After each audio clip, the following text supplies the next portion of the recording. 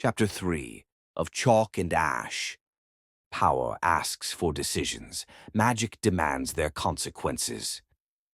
The sigil remained on the floor long after the chalk was gone. Tip had tried oil, scraping, even a burning thread soaked in holy water from the temple spring. None of it worked. The symbol of choice.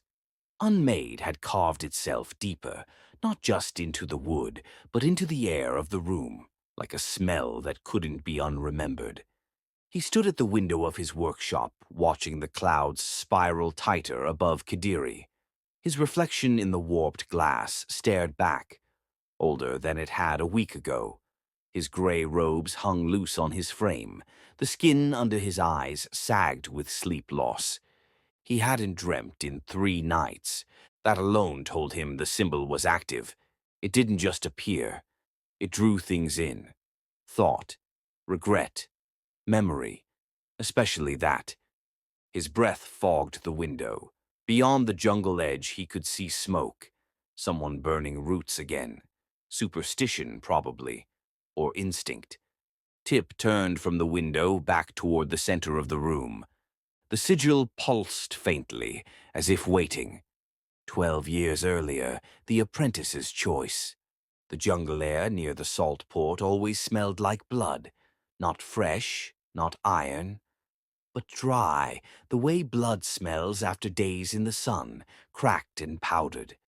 Rakku's hut had no doors, only draped sheets of black cloth. Incense hung from the rafters, made from herbs that Tip later learned had gone extinct decades ago. But Rakku always had them. Always. That day, Tip was 14. Rakku sat on a stool carved from bone, weaving a string of dried snakeskins together with red twine.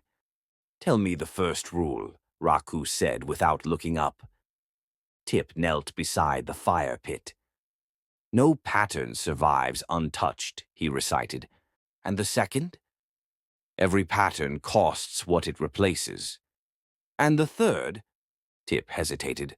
Rakku looked up, sharply. Tip swallowed. "You don't choose. The pattern chooses through you." Rakku smiled just slightly.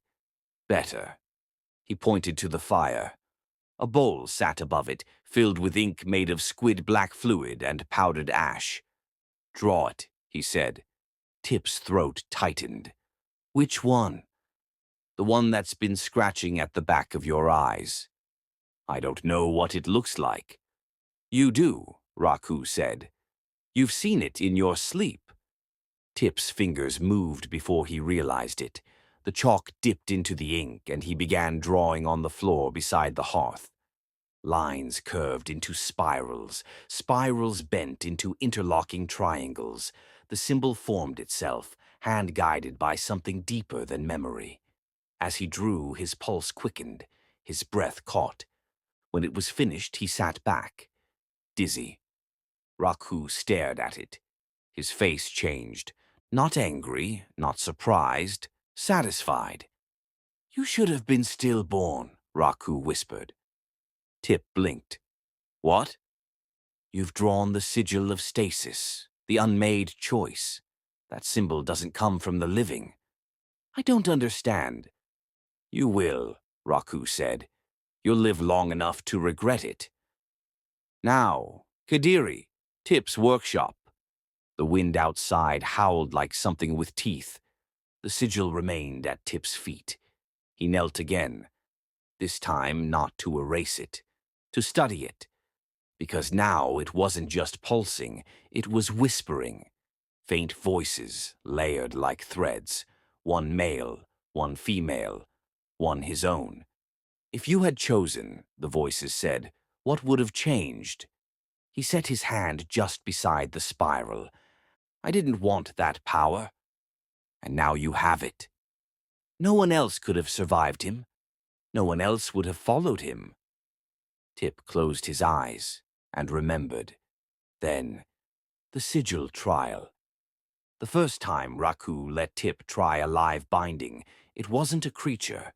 It was a moment, a place, the grave of a drowned boy, 2 years buried. You want to control time? Rakku asked. Then learn to trap it. He handed Tip a stick of chalk carved from calcified marrow. It smelled like incense and rot. The boy died screaming, Rakku said. Trap the scream. Bind it to the stone. Tip hesitated. Why? Because someone else will need it, Rakku said. That's what we do. We save pain. We store it. It took 3 hours. By the end, Tip's nose bled. His fingers were cramped, but the stone pulsed under his hand, and he could hear the echo of the child's final scream sealed inside it. He hadn't slept for a week after, but Rakku had nodded once, and that meant something. Later, Tip's escape. Tip's break with Rakku wasn't a clean cut. It never could be. He left behind half his soul in those jungle ruins. But the last straw was a girl named Mina. She wasn't part of a ritual. She wasn't a price. She was just a girl who'd come for a charm to save her brother. Rakku gave her a talisman forged from a thief's tooth and bound sorrow. Tip watched her leave. He felt the backlash of her thread twisting. 3 days later, Mina returned, blind, speaking in her brother's voice. Rakku smiled. Tip left that night. He took the grimoire of dust, the bell without a clapper, and his name. He stopped being Tipanu, the slum brat. He became Tip, gray-robed, balanced, between. Now, Tip's workshop. The sigil changed, the spiral narrowed, and the center triangle began to pulse outward. A heartbeat made of pressure and memory. Tip reached for his blade, not to defend, to draw. He carved the counter sigil into the floor beside it. A line, a break, a choice made. But the moment the tip of his blade finished the last stroke, the room went cold. The window cracked, the candles went out, and the symbol hissed. Not from the chalk, not from the wood, from beneath. Somewhere below the workshop, in the earth where ancient bindings once rested, a second echo bloomed. A soft vibration, a breath inhaled, and then a footstep. Tip froze. No one should be under the house. He rose slowly, blade still in hand. The sigils on the walls began to shiver. Not from magic, from recognition. Another footstep. Then silence. But Tip already knew. He had been found. And the last time that happened, he hadn't survived unscarred. Meanwhile, Lintang's awakening. Lintang sat cross-legged on her bedroom floor, surrounded by drawings. They moved, not overtly, not like a child's fantasy. Subtly. The wind in one shifted direction. A figure turned its head. In another, a door cracked wider. And her pencil was moving again. She whispered, voice dry. Stop. Please stop. But her hand didn't listen. She drew a man, a face like hers, a voice like Tip's. And behind him, a shadow she didn't recognize, but it wore Rakku's smile.